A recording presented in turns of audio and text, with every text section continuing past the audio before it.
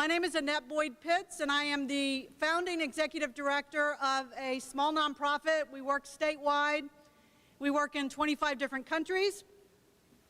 We are a private nonprofit, nonpartisan civic education organization. This year represents 30 years serving the state of Florida. We work primarily with kindergarten through 12th grade civics, but have gotten into the adult arena more recently. Tonight is the first in a series of programs on civility in our social and political interactions. It's part of a larger national dialogue called Civility and Free Expression in a Constitutional Democracy. It's funded by the National Endowment for the Humanities and is conducted in cooperation with the American Bar Association in its Division for Public Education. Tonight's program, we're going to look at a series of topics. In our conversation tonight, we're going to look at the meaning and significance of civility. We're going to look at the impact of incivility. We're going to look at engaging in public life and constructing a civil, civic culture. We hope in future sessions to focus on two additional avenues. First, we will look at, after this conversation tonight, we will look at the development of civil discussion skills. And following that, we'll find some time to practice those skills with real issues. So tonight is not about casting blame or about politician bashing. So if you came for that, I'm so sorry. We're here tonight, really, in the words of Nate Garvis, one of our speakers, to move forward. Sometimes, when you look at this big world up close, it seems like we like to fight a lot. Isn't it time to shed the anger and get naked? Actually, most of us aren't even fighting. We're spectators to professional entertainers. Every day they pump a red versus blue, us versus them story that blankets us in an awful mood of gloom and doom.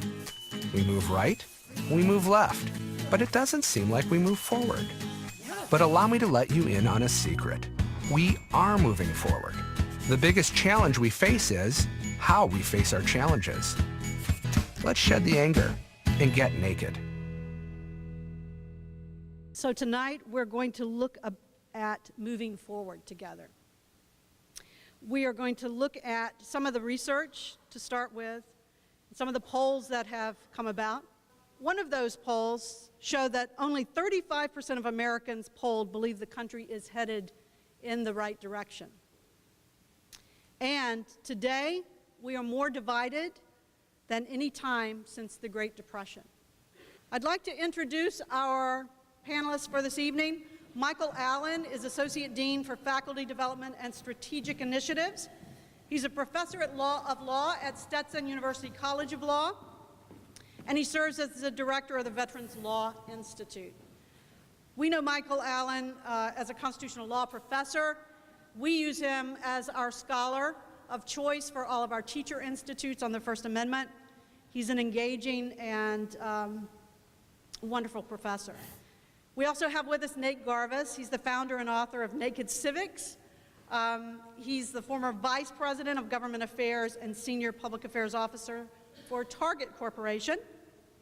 He serves as a senior fellow and social innovator in residence and design counsel at the Social Innovation Lab at Babson College. Would you please welcome our guests?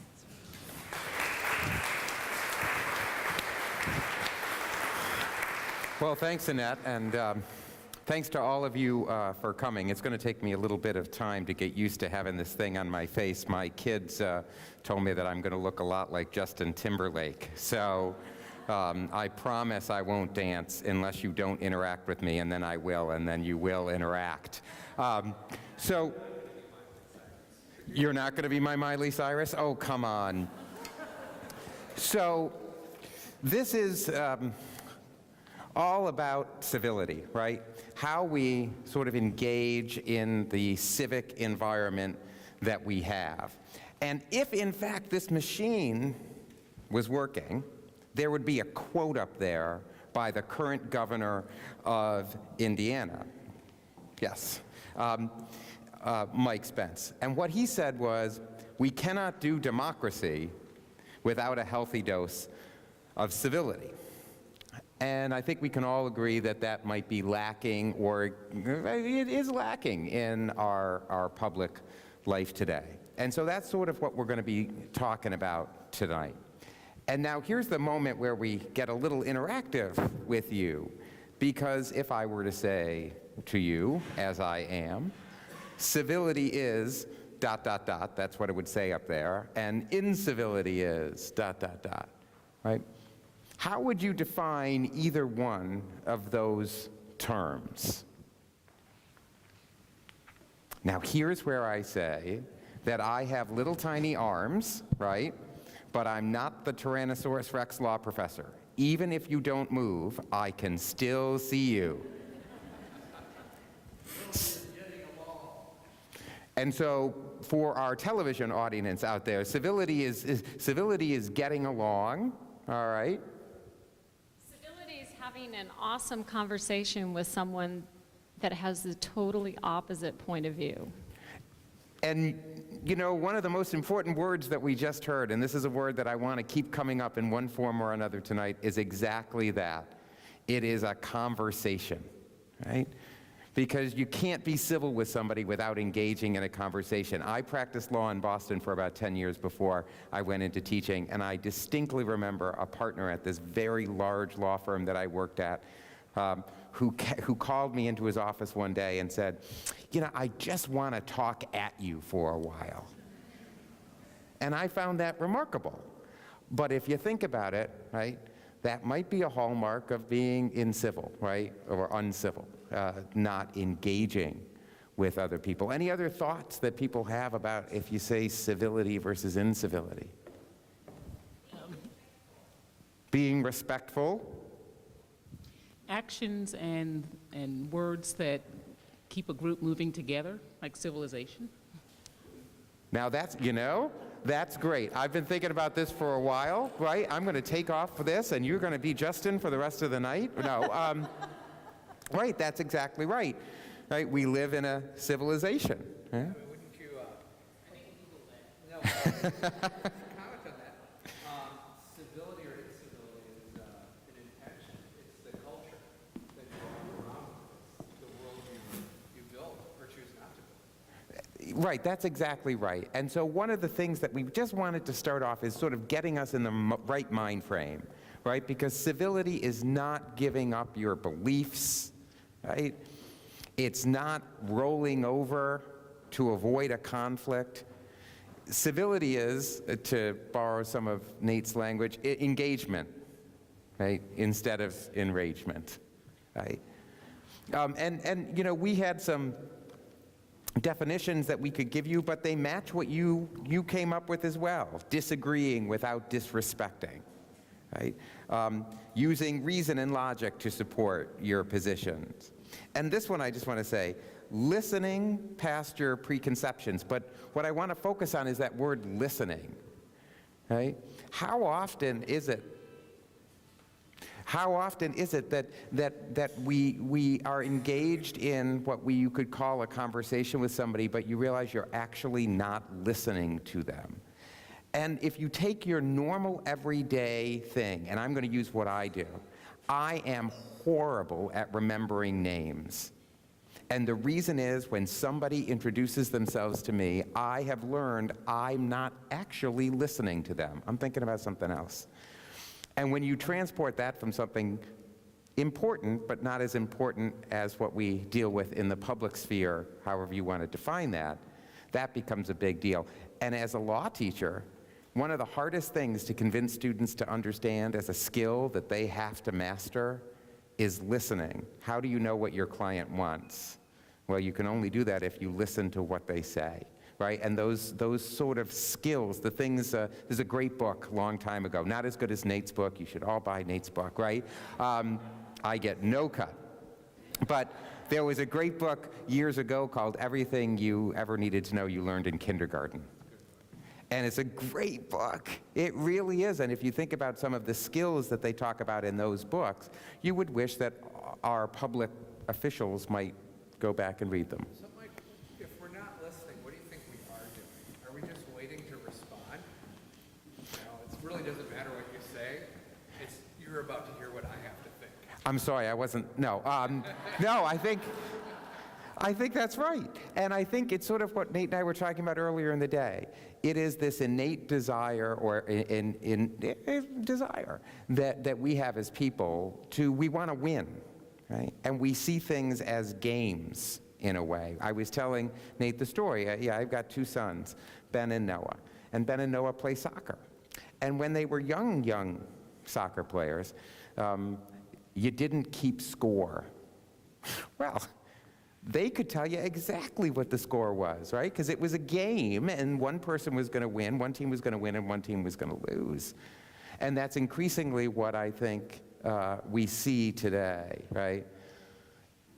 I win, you lose, right? So I'm not a scientist by any stretch of the imagination, but in binary computer language, there's 1 and 0. There is absolutely nothing else. And that sort of, I think, to sort of preview what Nate is going to be talking about in a little bit, that's the mindset we need to begin to change. And so this is what we've been talking about from a sociologist, right? It doesn't mean that you have to give in to your opponents, right? You can have robust, great discussions, right, but still remain civil. And you know what else it doesn't mean? It doesn't mean that at times you're not going to get angry with the other person. My best friend in the entire world has diametrically opposed political views to mine. And there are times that we get pretty heated. But it's never going to affect the friendship. And that's the fundamental point, right? Because this is only one part of a much larger relationship, or as I think Nate talks about it as a network, being networked. Right? This is another great quote that we came across. Civility costs nothing and buys everything. Right? Or as my grandmother used to say, you get more with honey than you do with vinegar. Right? It sounds better in Polish, but I can't say it. So we wanted to give you, because you see, I'm a law professor, so get ready to be bored, right? Set your expectations very low to the ground, right? We use now in the world today, it's often held up, this thing, the US Constitution, as being today an example of why we don't, and I tried not to use this word today, but I can't avoid it, why we don't compromise, right? Because God forbid, right? We've got the Constitution. Well, the interesting thing about the Constitution is it is a gigantic compromise. It's filled with compromises in little parts, and the whole thing of how it came together was a giant compromise years ago, right? And so I just want to give you a flavor of this, because there's a number of things as we've been talking about. Now, first of all, there's a wonderful book out by a history professor from the University of Pennsylvania called Plain Honest Men. And what it is a biography, essentially, of the 4-month period of the drafting of the Constitution in 1787 in Philadelphia. And you notice he says plain honest men, because today we talk about the people who wrote the Constitution, we say founding fathers, right, with this reverence. We even capitalize the F's. You know what they were, as one person once described them? They're old, dead white guys. That's what they were. But you know what? They tried their best. But importantly, you know what they did? They did it all together. They actually lived together, not the entire group, but they lived in rooming houses together, which meant, what did they do? They ate breakfast together. They ate dinner together. They talked over dinner. They interacted in a way that then brought them into the room. That doesn't happen very much anymore, the talking. And so the Constitution, it's filled with compromises. So we think of James Madison. People have heard of James Madison, right? He's the intellectual father of the Constitution. But he didn't get everything he wanted, right? He compromised and got our system. There's something actually that people in the federal courts world of law school call the Madisonian Compromise. And that's because nobody knew whether we should have federal courts, these federal judges They were terrified of the federal judges. And so Madison had a great idea. He said, you know what we'll do? We'll say there has to be a Supreme Court, but we won't say anything about that organization at all. Nothing. And then we'll say there can be these other courts, but only if Congress decides. What did he do? He punted it down the road. We compromised. Right? Today, we take the federal courts as an institution, right? So a compromise becomes something that is accepted down the road. Mike, can I ask you a question about that? The very fact that you just laid that out, that they actually left an incomplete story, and that the article, or the Constitution itself, was designed to be refreshed along the way, is that these guys not only hung out and created this civil culture, if you will, that brought compromise, but this whole document was built to launch an ongoing journey as opposed to being a fix in time. Yeah, I mean, there's no doubt one of the early, the most famous Chief Justice of the Supreme Court, John Marshall, wrote in an opinion. He said, you know, we can never forget it's a constitution we are expounding. And what he meant by that was not that these words, I'm pointing as if that's the Constitution, not that these words, right, in the Constitution of the United States, right, not that they mean nothing, right? The words mean something. But they can't mean everything. Why? Because, you know, the Constitution, with all its amendment, is about 7,500 words long. The decision about the Patient Protection Act, Obamacare, depending on which side you want to call it, right? That decision was 39,000 words long. The Constitution itself is only 7,500 words, right? So the Constitution means something, but it was meant to exist. And I want to give just one example, because we want to move along here, but of a compromise, because, you know, compromise is not the best thing in the world either. Compromises can lead to some bad things too, but yet they turn out okay in the end. So in the Constitution, there was a problem, because the northern states and the southern states really didn't see eye to eye on a lot of issues. Now that's a caricature, because it also had to do with big states and small states. By the way, we have a compromise there too, right? We have a House of Representatives that is elected by the people, so the bigger the state's population, the more representation it gets, but yet each state has equal suffrage in the Senate, right? Highly undemocratic, by the way, right? Our votes here in Florida are not equally weighted with the votes in Alaska. I live in Pinellas County. Do you know that there are more people in Pinellas County than there are in the state of Alaska? But they have dramatically more influence in the Senate, vote by vote. That's a compromise. It's not democratic, though, right? But here's the big thing, right? So the South was interested in something that was very important. The South was interested for them in their agrarian economy, our agrarian economy in the South. It needed a labor supply. That was slavery at the time. The North was very, very interested in having centralized control over commerce because of their economy. Neither side was willing to budge. The South did not really want that. So then they struck a deal. In exchange for what today is the Commerce Clause in the Constitution, the power of Congress to regulate commerce among the several states, the North agreed to support the Importation Clause of the Constitution that said until the period of 1808, Congress would not be able to restrict the importation into the United States of other persons, slaves. In that period of time, from 1787 to 1808, 1 million additional people were brought into slavery in the United States. That was part of the compromise. But you want to know something very interesting? The Civil Rights Act of 1964, the federal government enacted that law based on the power granted to it in the Commerce Clause. It's an interesting idea of how a compromise isn't inherently good, but it brings together. So if we think the history of the United States is a good thing, right? The Constitution is, I think, the prime example of what we see as a compromise. And in fact, this is and I'm not going to read the whole thing, this is a speech that Benjamin Franklin, who was quite old at the time of the convention, but was one of the most recognized American statesmen, what he said, which is basically, you know what? I don't think I agree with everything in this document, right? But you know, I'm old enough and wise enough now that I think that I've learned that things change over time, right? And I don't like everything, but I like enough. And what's interesting is right after he left the convention, a reporter said to him, "So what do we have there, Mr. Franklin?"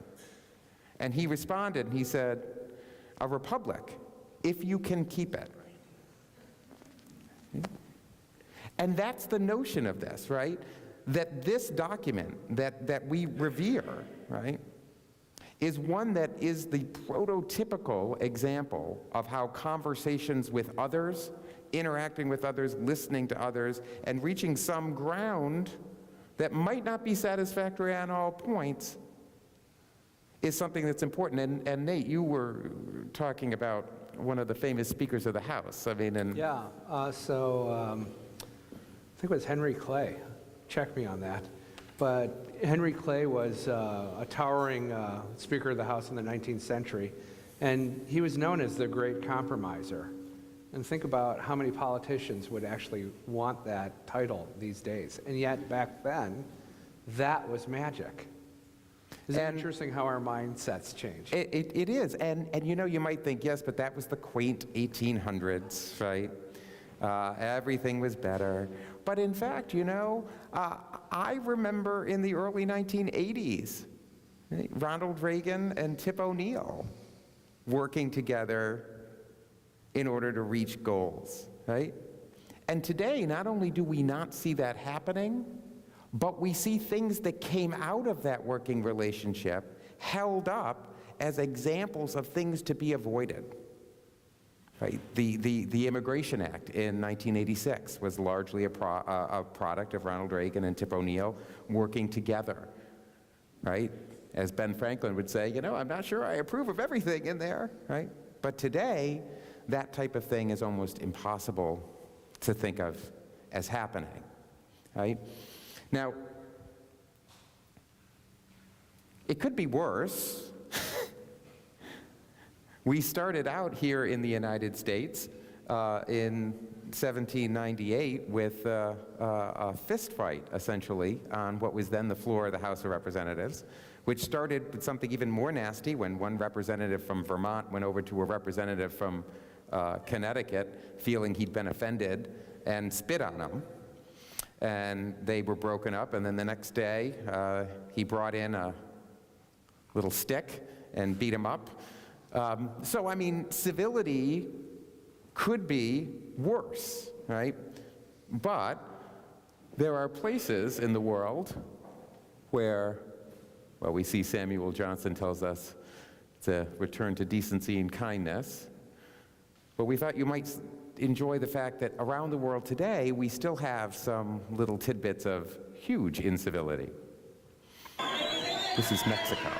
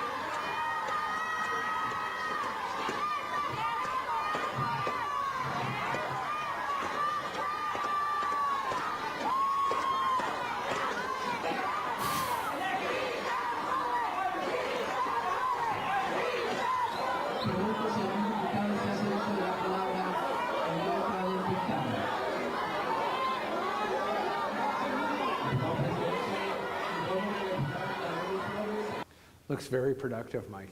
It does, absolutely. And, you know, if it gets too boring in here, Nate and I might be trying that in a minute. So my money's on him. This is the Taiwanese parliament, which would be the equivalent of our Congress. Politicians have strong opinions, and more often than you would expect, because of those opinions, fights break out in parliaments around the world. The latest scuffle happened in Taiwan, where legislators came to blows over a controversial referendum proposal on building a fourth nuclear plant. Politicians from the main opposition, Democratic Progressive Party, had occupied the Speaker's podium in the Assembly Hall for a day, blocking the doors with chairs. The fight broke out when politicians from the ruling Nationalist Party entered for a Parliament session on Friday morning. Water bottles were thrown, fists were launched, and one man even wore a helmet to protect himself.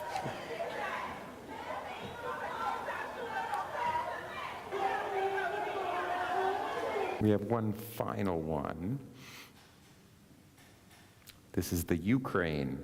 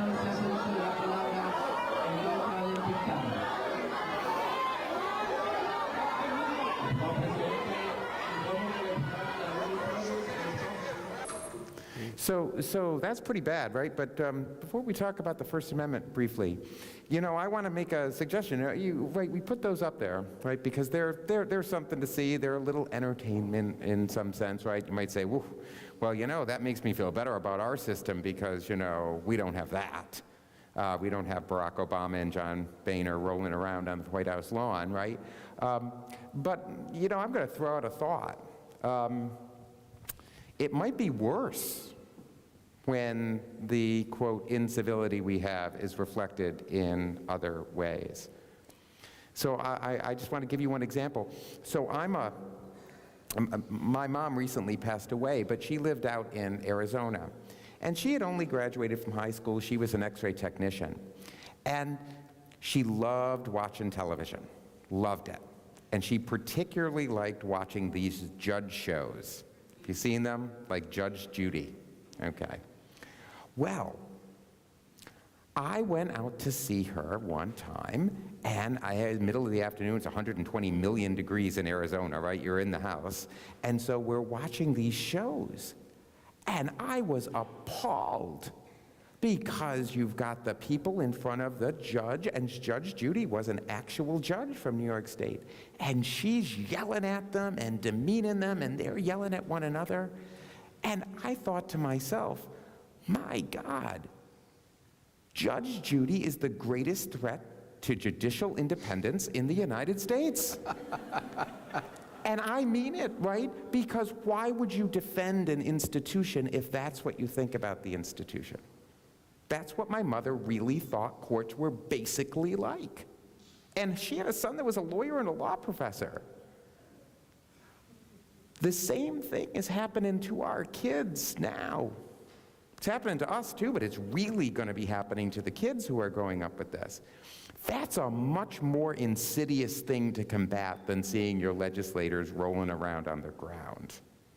That's the danger, right, that I think is out there. And it's not a Republican danger or a Democratic danger or even an independent danger. I mean, it's our danger. It's us.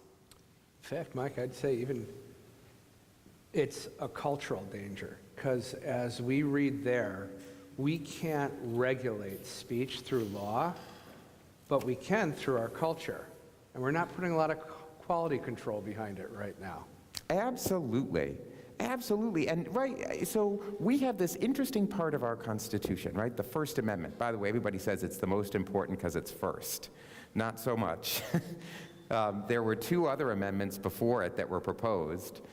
One of them failed. I don't even know what it was. The other one that was the original First Amendment is today the last amendment in our Constitution, and it deals with congressional pay. That tells you, if ranking tells you what was important at the time of the framing. But the First Amendment, talking about this idea of freedom of expression, right, it's sort of interesting on a couple of levels here.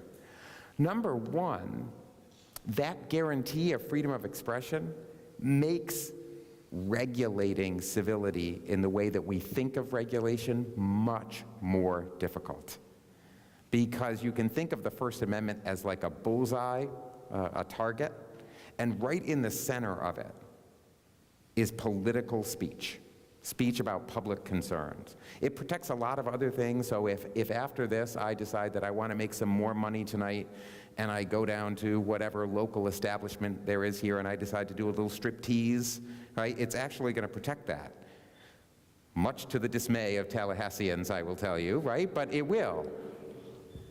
But what really is at the core is this idea of this political speech, which means that the government doesn't regulate it. It doesn't regulate it.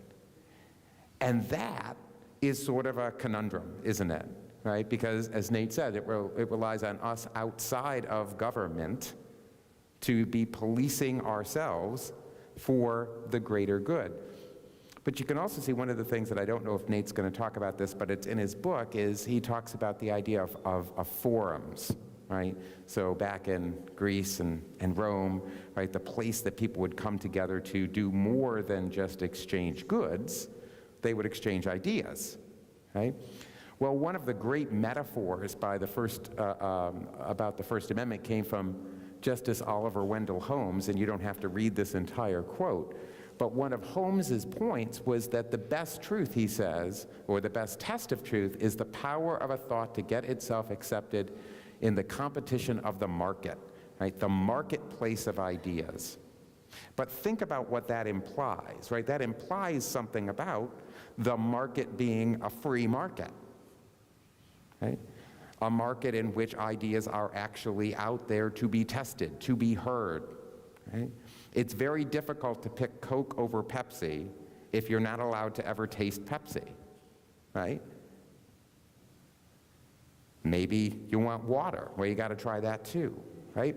And this idea of the marketplace of ideas is something that we can take from the First Amendment that says, you know what?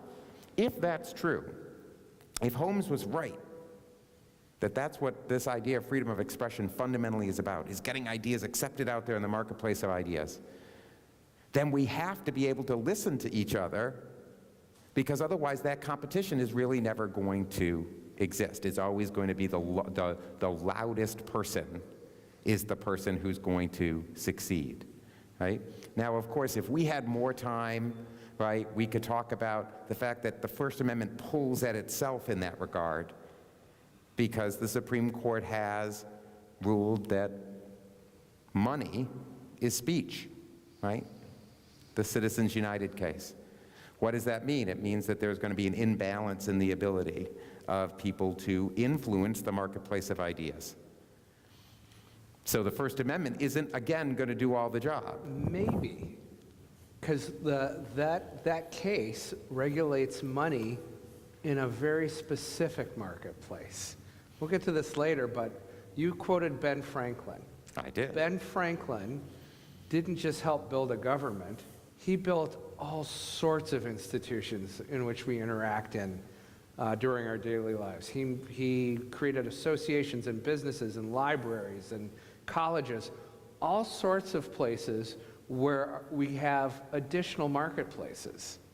Well, and maybe that's the attitude, right? Maybe that's the thing, and this is a perfect transition to what we're going to be talking about here in a second with Nate, right? Which is that we have been focusing, and people think about civility and civility in politics as thinking about the government, right? Either good, the government good, or the government bad, right? But the government. And maybe that's what we want to start to do, is start to think about how we strip away the politics to build a better world. And as Nate says, the biggest challenge we face is how we face our challenges. And so, Nate. So I want to throw out an idea, a couple of ideas. but I'll throw it out first in terms of, I think we all agree on this disease. I call it angertainment, that we have industrialized and weaponized hateful speech towards each other, and we're locked in this battle of left versus right, and rarely do we ever feel like we're moving forward, although I'll argue with that because I think we are moving forward in some really, really important ways. And here's what I want to throw at you. It's a matter of design. It is all a matter of design, and I'll take you down this path. Because what we have is actually a pretty elegant design. Our legislative process is built on an adversarial model of it's Mike versus me, and we'll compromise, and we'll get to gray. He's black, I'm white, we'll get to gray. But that design has actually been prostituted and perverted by another design called politics. And this is how that design works now. Mike's black, I'm white. Mike has to prove to his base that he's blacker, and I'm whiter, and we both get killed if we look gray. And that's really what's happened to that design, is that when you pay people by the fight, guess what? You get lots of fights. But there's another way of looking at what is in front of us right now, and that goes to design as well. If you'll allow me, think about regulation not as a matter of laws, because we've been trained to think about it as a matter of laws. That's what happens when you spend $6 billion on elections. Spend $6 billion, you can get people to have a certain mindset that everything is red versus blue and no compromise. But if you think of regulation as really a matter of how do we construct societies that are predictable and accountable to a public standard, there are lots of ways that we produce regulation. Yes, there are laws, there are contracts, there are accords, but there's also the culture that regulates us as well. Even things like table manners are regulated behavior. The thing is that all of these things, including our laws, were all designed. The reason why that's important is that if you understand that every one of those things is designed, it gives us the freedom to redesign. And that's what I want to argue to you tonight, is that we are in a very exciting point in time where we can redesign, and quite frankly, we are redesigning. But before we get to that, I want to talk a little bit about why. Why do we design in the first place? I want to lay out 8 things that we are in violent agreement around. I know that sounds odd, that there are actually things that we agree upon.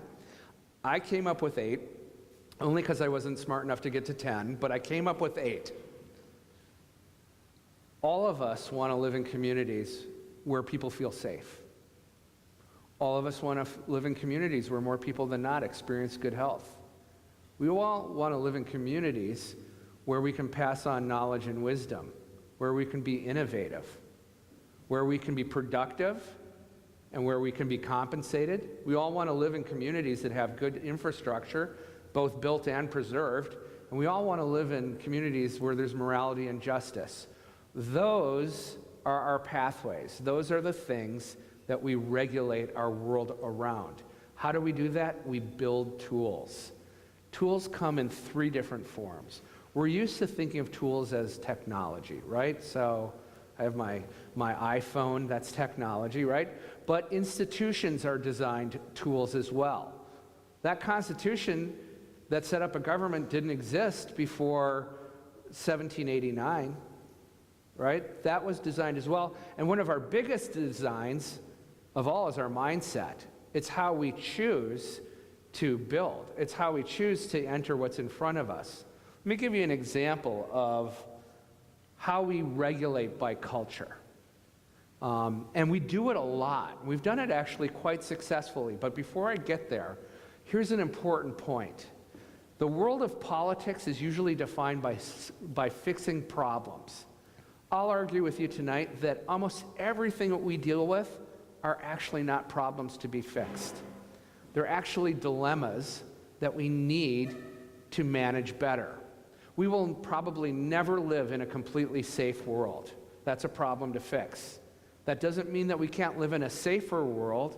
That's a dilemma. And it's more than semantics to think about it that way, because you put different tactical energy and process, and it's easier to compromise when we can drop the hubris that any of us are actually fixing something. Because generally when we fix problems, what we're doing is we're affixing an approach to a dynamic issue. Healthcare is a really good example of that. Healthcare is changing dramatically, and the tools that we've built weren't built for what we're facing. According to my doctor, it's pretty well assumed in the medical community right now that the first 150-year-old is alive right now.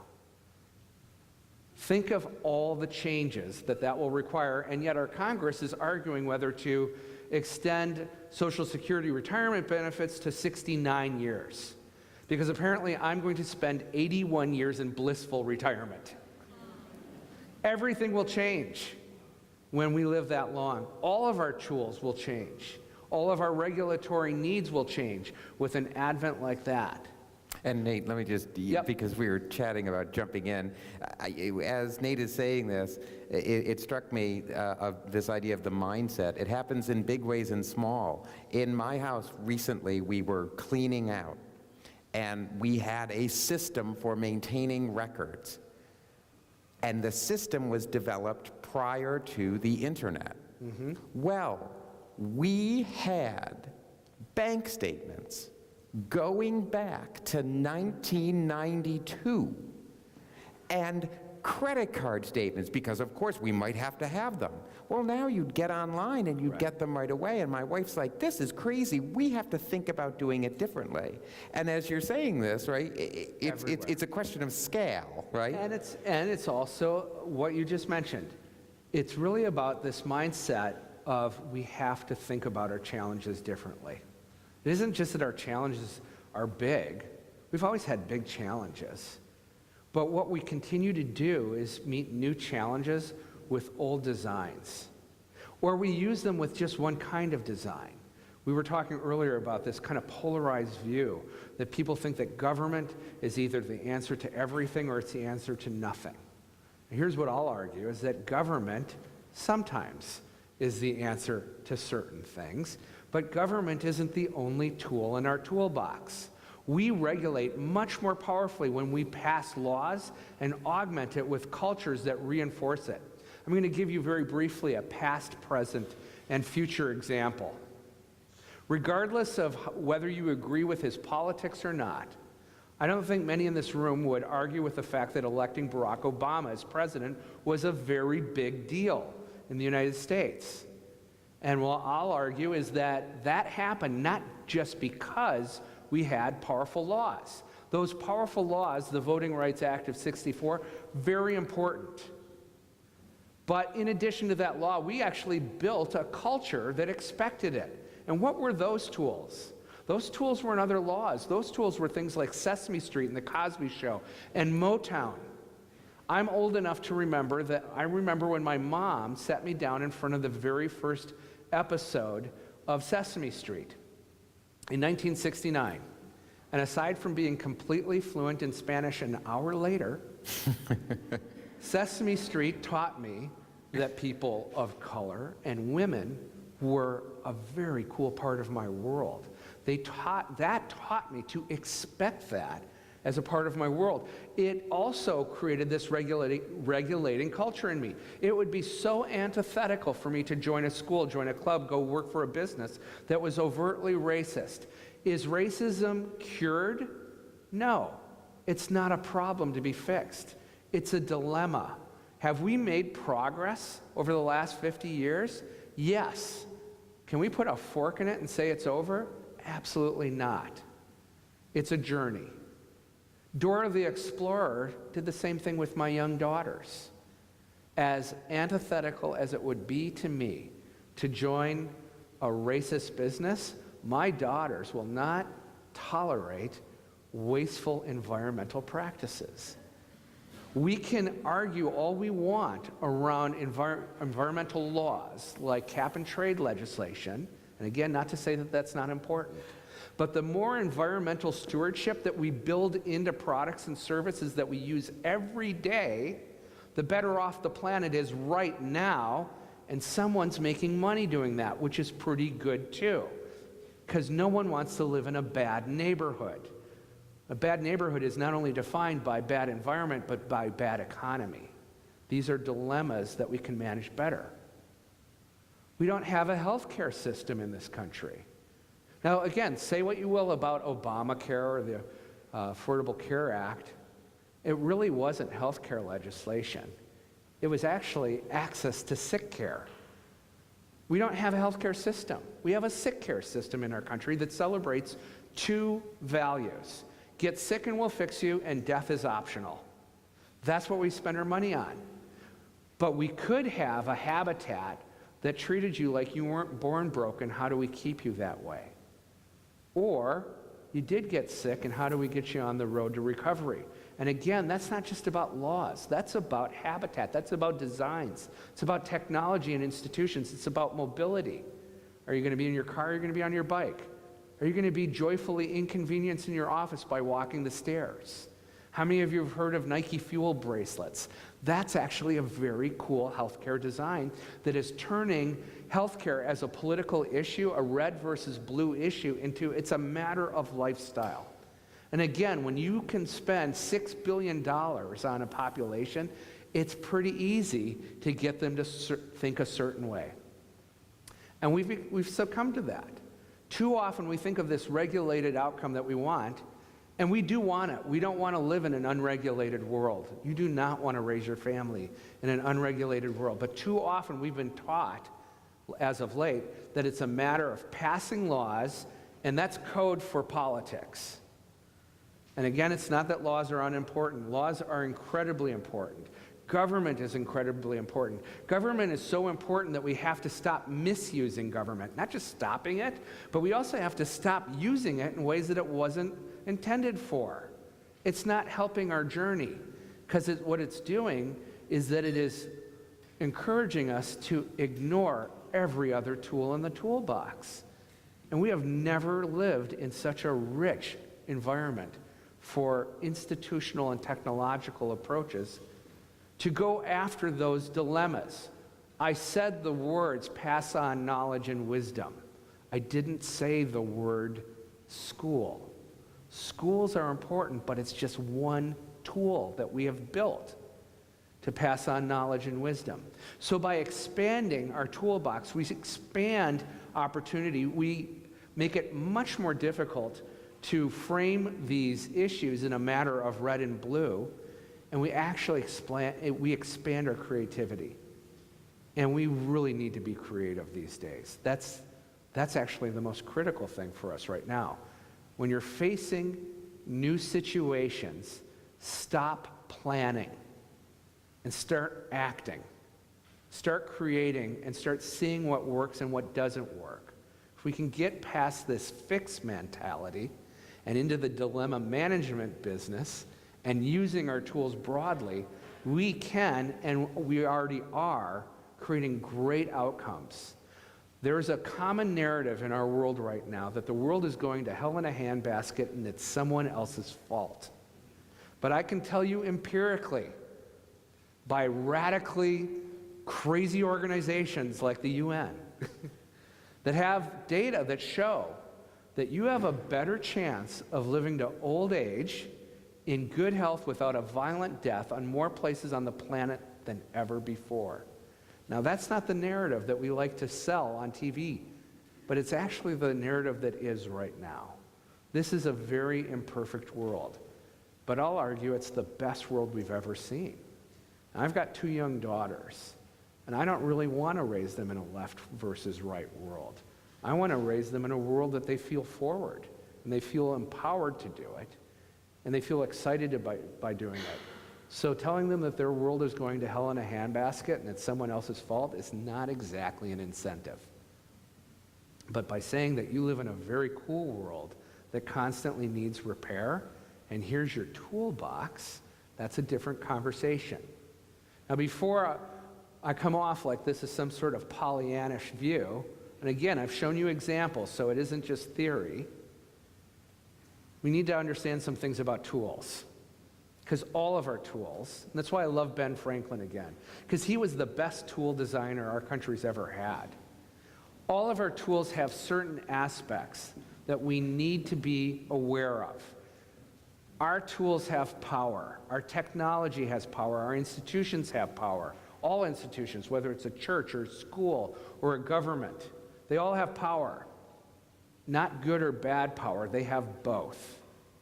We have to actually operate from a place of intention, which is one of the reasons why I love being in front of crowds who like to talk about civility.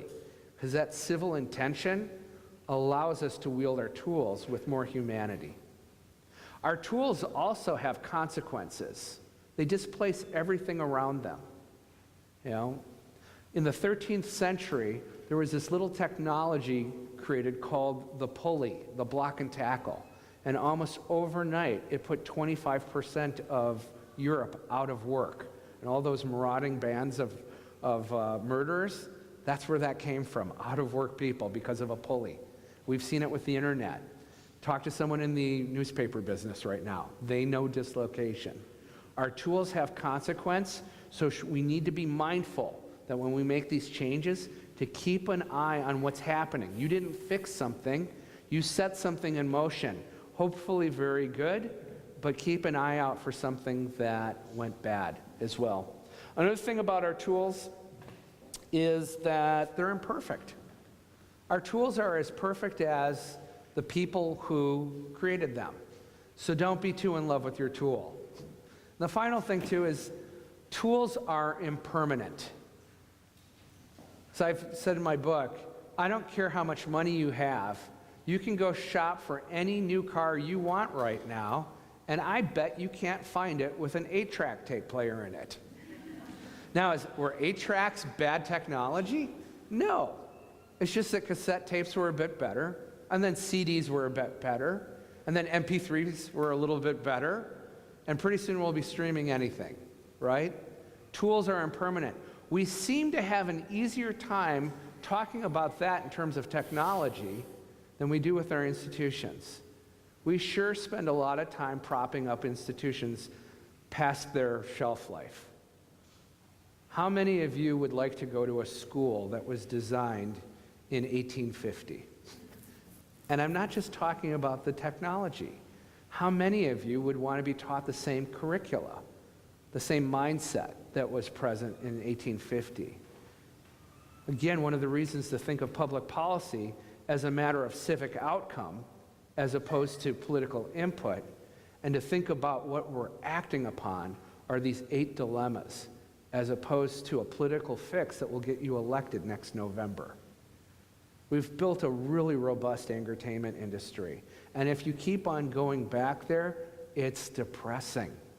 But if you can avert your eyes for a little while and focus on so many cool things that are happening in our world right now, you'll be exposed to so many more opportunities that you can participate in right now.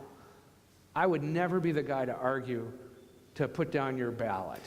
It's important that we get involved in politics. Politics matter, but it's not the only thing that matters in our world. What really matters is the world that we're constructing all around us.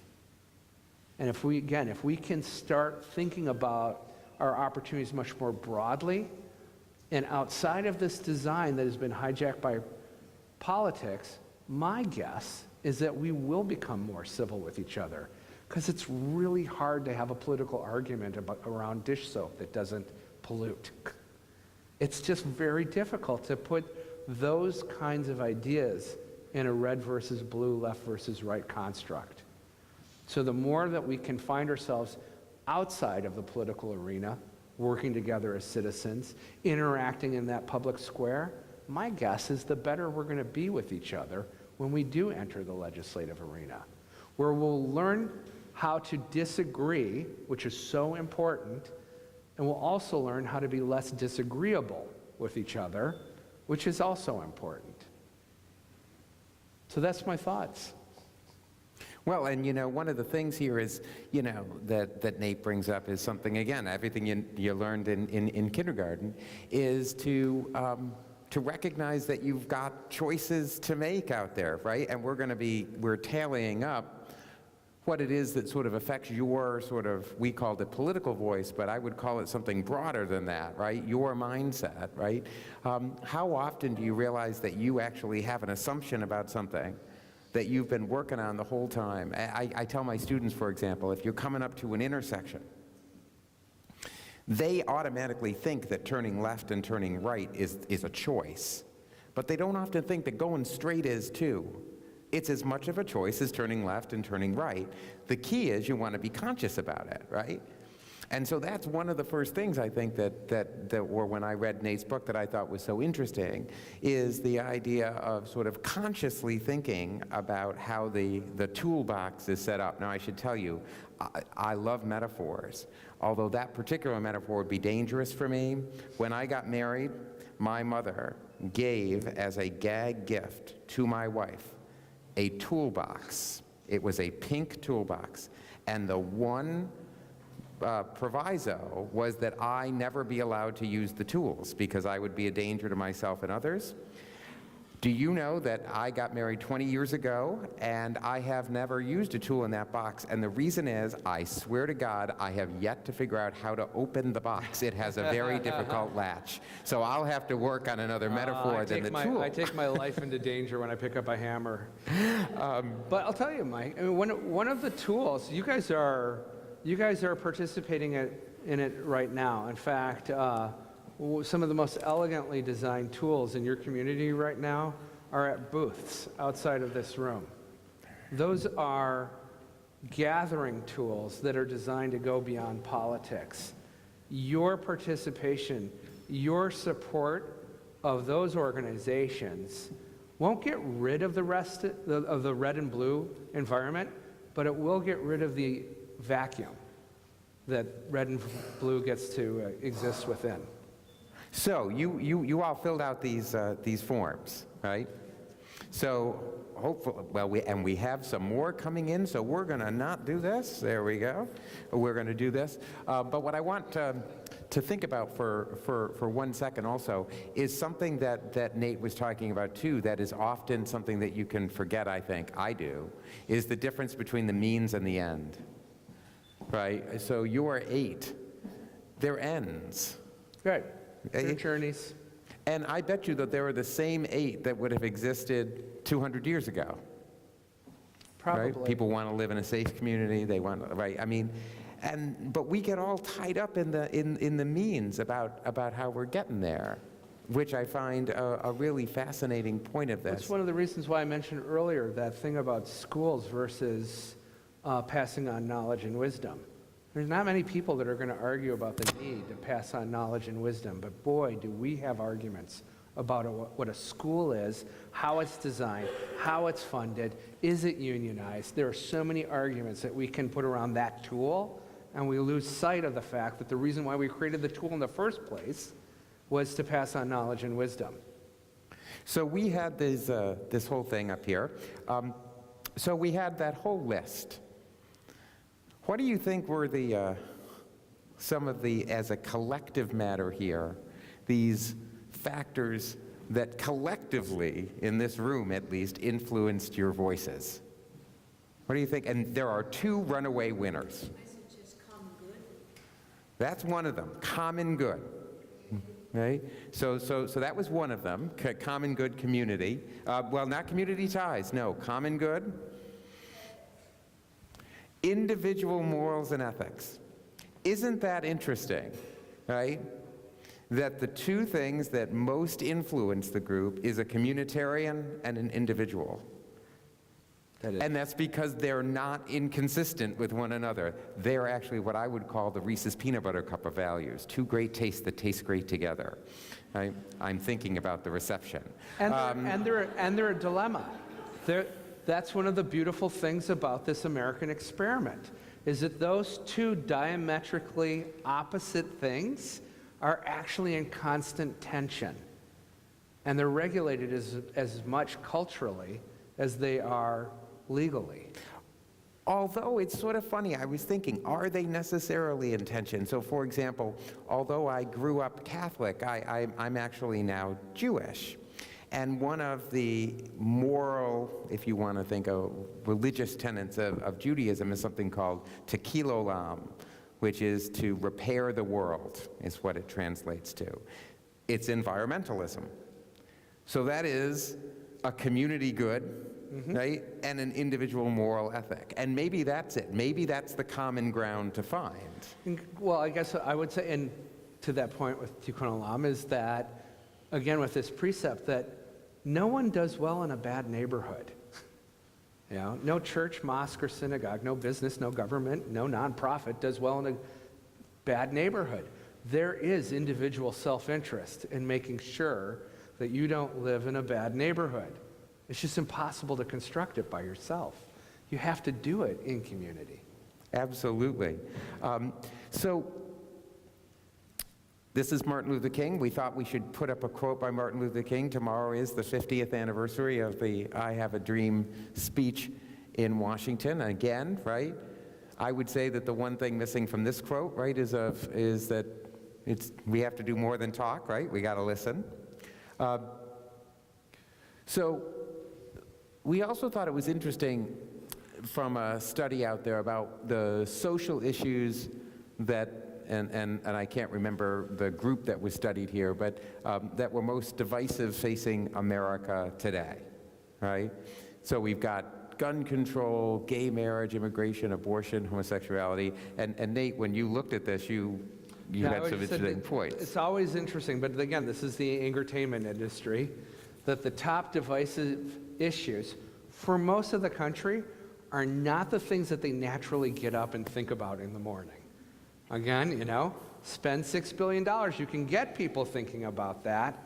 But, you know, we were joking that, because I've been all over the place, as you can imagine, in politics. You know, I work with everyone, but I work beyond politics. But we always said that centrist campaigns always do well when they ignore the 3 Gs: guns, gays, and gynecology.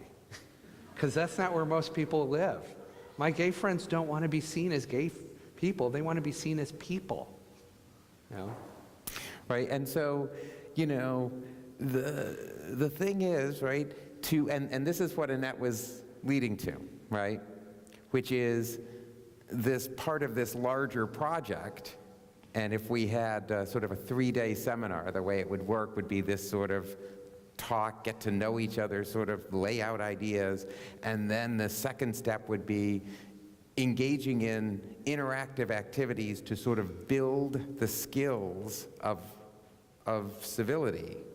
Now, I'm going to say that again, to build the skills of civility, it doesn't sound like the kind of thing that you should have to build, but you do. The idea of being, you know, when people say, you're a good listener. But that's not an easy thing to do, to really listen to somebody and process what you're thinking, right? And there are exercises that can be done. And then the third step of this would be to take one of these really hard issues that split people and try to put those tools into play, right? Because... And can I put a friendly amendment on that? Absolutely. A friendly amendment from the floor. One thing worth repeating, because I was listening, is that this really is about creating habits. It's about habitual practice. It's an old saying, but it's true. It's easier to act your way into a new way of thinking than thinking your way into a new way of acting. It takes a while to rewire your brain to actually be a good listener.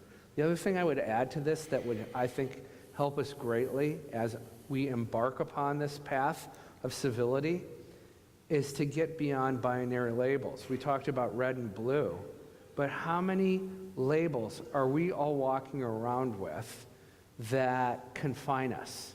You know, that you're a woman or you're black or you're Jewish or whatever, right? Yes, you are. And you're so much more.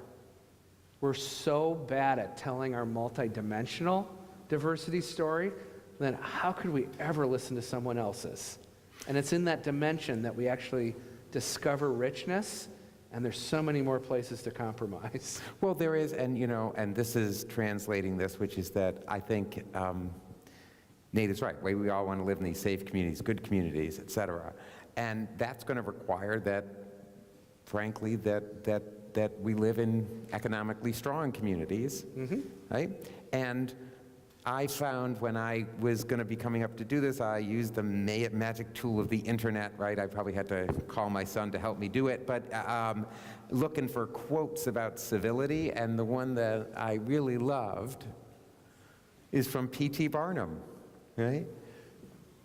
Politeness and civility are the best capital ever invested in business.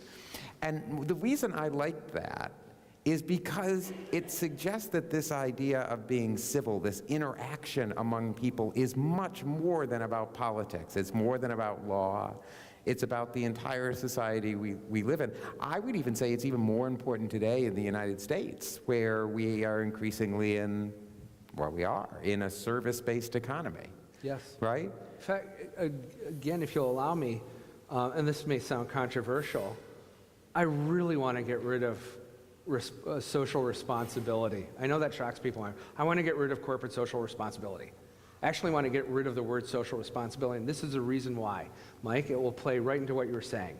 If you're not responsible, you shouldn't be in business. And there's a lot of people who are going to make sure you're not in business.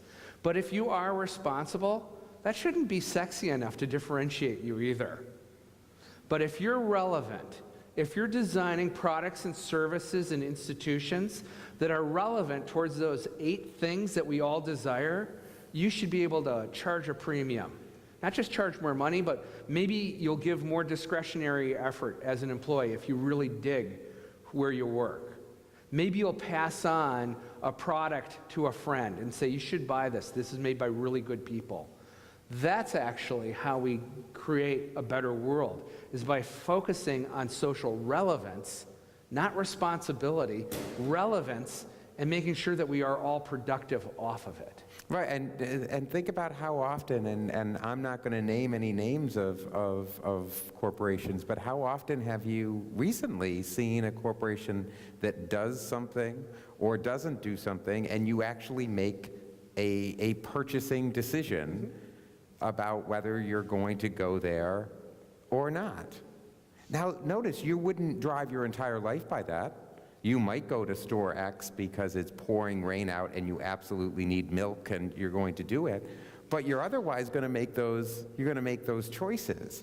And something you said about your kids is exactly right. You mentioned about Dora Explorer, but I mean, my kids pay attention to, my older son is 14, and he pays attention to things. And he said, I'm not going to buy the company that recently had a public relations fiasco with maybe having a sweatshop.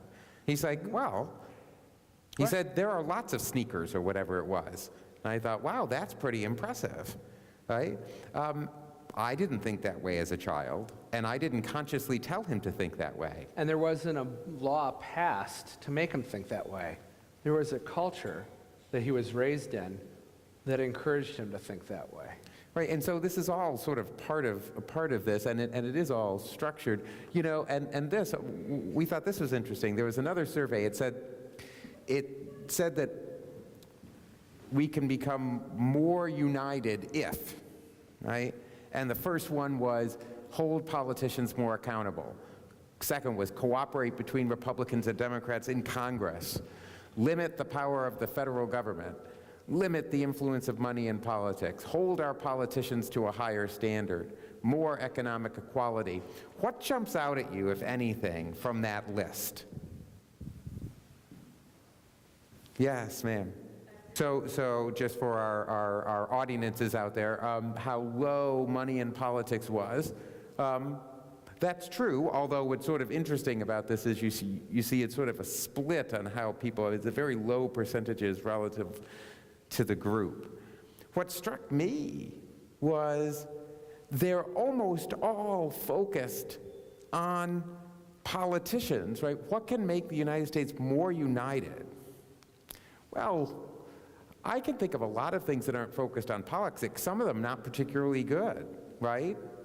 You know what, if there were a gigantic terrorist attack tomorrow, the United States would be more united, right?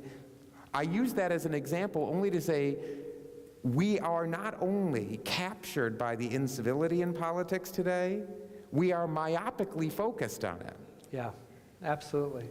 right? Absolutely. You know, I love that you raised the thing about terrorism. Again, another dilemma. There is an inverse relationship between safety and security and freedom and convenience. They're constantly in play. They're regulated legally, but they're also regulated culturally. The women who went to the Indy 500 this year not only expected to have their purses searched, they probably wanted to have their purses searched, whereas a year ago it would have been an inconvenience. This year they wanted it. Why? Because the Boston Marathon was the week before. What makes a united community? Right, and so really for this, I think when we put this slide in there, it wasn't for the purpose that struck us when we were looking at it now. It's that, you know, this is actually a part of the problem, right? Because notice, that's actually not a bad survey question, because it doesn't lead you to politics. The question itself doesn't. The responders' own view led them there. Our culture did. And so, you know, it's funny, I didn't meet Nate before today. We had talked, right? But I read the book. And somebody was describing the book to me as being anti-government. Not anti-government like the militias, right? But I mean, right, anti-government meaning government is bad. And what I said to him earlier is, I don't think that's true. It's that there's government more, and then there's other things, and they work together. Most definitely. I'm not only not anti-government, but again, at the risk of being maybe a little controversial, I'll argue that the far left is just as anti-government as the far right. It's easy to think about the far right being anti-government. When you say things like, I want to drown government in a bathtub, that sounds pretty anti-government. But when you take any tool, any precious tool, and you overuse it, and you use it in ways that it was never designed for, and you create bad culture around that tool, I don't think you're very pro-government. Pro-government, in my mind, is exactly what our founders said was a limited government surrounded by a civil society where common good was produced by every tool in the toolbox. So I'm not, if anything, I think I'm pro-government by saying that. And so we're going to open this up in a second for comments, questions, discussions, and then Annette's going to get up there. I want to end, though, by saying, you know, I was talking to my wife, and I was telling her about what this program was going to be today, and she said at the end, so, you know, what are you going to say at the end about what you think is going to happen? And I said, well, I'm just going to tell him exactly what Noah said. She said, what? And Noah is my younger son. And when Noah was young, I love Noah dearly, but he is the devil child. He really is. We tell him often that if he would have been number one, we would not have had number two, right? We love Noah, though, but he's a tough guy. And on those rare occasions when he was younger that we would get a babysitter, we'd say to Noah, are you going to be good for the babysitter? And he'd look at us and he'd say, who knows? But I'm going to change Noah's quote. I don't think it's who knows, I think it's you knows, right? Because I think that that's the whole idea, right? The one thing that I've taken from all of this is that it's a conscious effort to be thinking about here. And so before we bring Annette back up to thank our sponsors and wrap up, we really would like to have questions, disagreements, in fact, even, because that's part of what our discussion is, and I think we have done exactly what we said we were going to do, which is have 15 minutes at the end. So, questions, comments? Yes, ma'am. So the question was, is that well, there was a comment and a question. The comment was, is that amongst young people, there's a lot of apathy, and then the question is, how do we engage young folks? I'll take a crack at it. Crack away. There's apathy in a certain way. There's political apathy. I see that. We see it nationally. The fastest growing political identity in this country is independent, not Republican or Democrat. But I will again say that when I look at what's happening in younger populations, and I spend a lot of time focusing there is an apathy. They're marching in the streets, except their streets are actually on their web phones. Their streets are in their shopping habits. Their streets are in their cultural attributes. There are in my mind, some tremendously exciting attributes of younger populations right now. Very purpose-driven, morally driven, and aware of so much more going on in this world. I'll argue again that if we think that there's apathy in political circles, we need to actually create more of a welcome mat. But I'm not giving up the ghost on young folks. They're not apathetic at all right now. They're changing this world in some dramatic ways that are happening outside of the legislative arena. I mean, just think of one small thing that struck me. So I'm not a tech-savvy guy, right? I honestly think that the computer is run by tiny little technologically savvy gerbils in there, right? But I understand there is this thing called Facebook out there, and you might have heard of it. And but right when Facebook changed one of its policies, right, there was this, I think it was Facebook, right, was this massive uproar. Right. And they back off. The Constitution of Iceland was crowdsourced. Really? It's happening. Look at Lithuania. That is one wired together community, and it's very youth driven. We don't see that so much in this country, but again, if you can get your mind around this idea that getting involved politically is super important, but it's not the only thing you should be doing, I don't see a lot of apathy. Yes, ma'am. The effective negativeness, well, it's turning everyone off. I said this earlier today that, if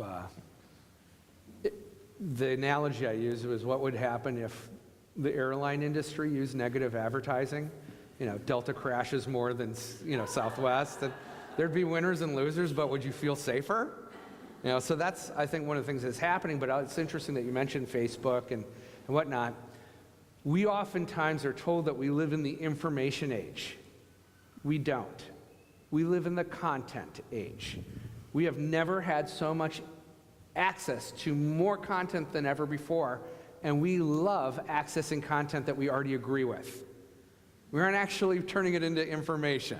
So I think that ability of ourselves to ghettoize ourselves intellectually is actually one of the worst things of negative culture. Negative campaigning is just negative culture weaponized to its finest art. Because it's not vote for me because I'll do this for you. It's vote for me because we have to stop Mike. And that's what just about every campaign looks like right now. But what's funny too here, I think that we all have a blame in this, right?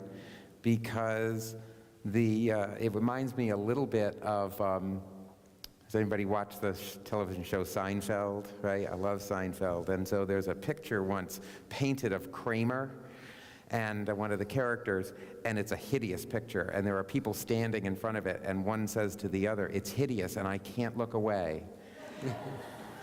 And negative campaigning is a lot like that. It works. We all bemoan it, and yet it is the thing that is most significant, right? It's the thing that gets you the most mileage. And you were just mentioning People United before.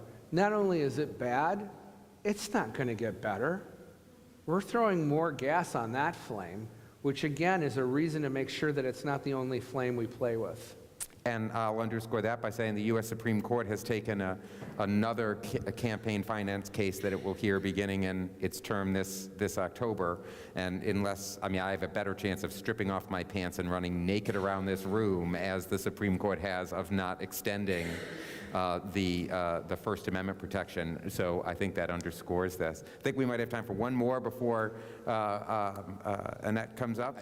So the question is about the U.S. Supreme Court's decision in a case called Shelby County, which involved the Civil Rights Act or the Voting Rights Act of 1965. And what the 2-second description, right? Section 2 of the Voting Rights Act says, that you can't discriminate on the basis of race in your voting procedures. That's a shorthand term.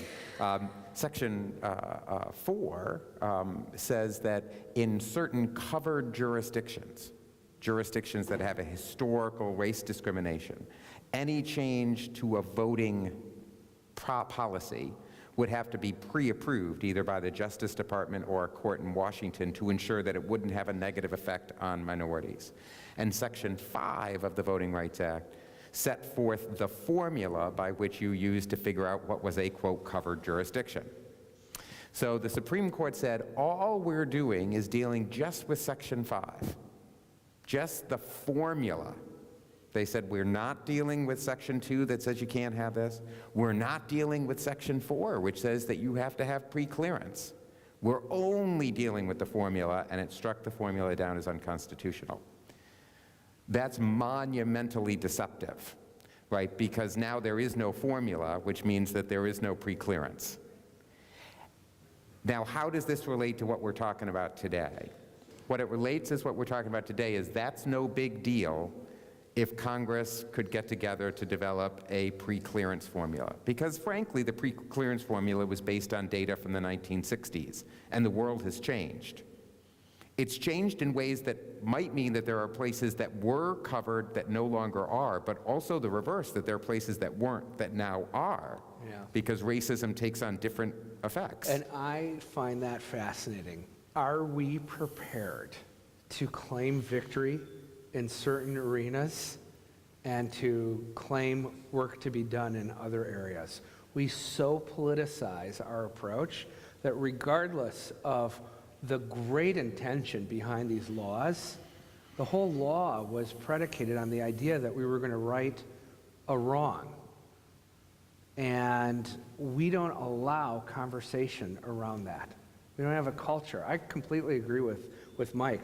If we were to actually look at the regulatory intention of those laws, we would almost assuredly find places where the law has worked really well and we don't need it anymore, and we would most assuredly find other places to go, but we need it over there right now. But our law currently wasn't designed for that. And so the short answer to you, that we're bringing that back up, is this. I think that the decision would have been significant in any event. I think it becomes monumentally significant. I think it's the most important decision from the U.S. Supreme Court's last term because of the inability of Congress to work together on that front, right? And so on that front, we're going to turn it back to Annette. Thank our guest presenters. Thank you.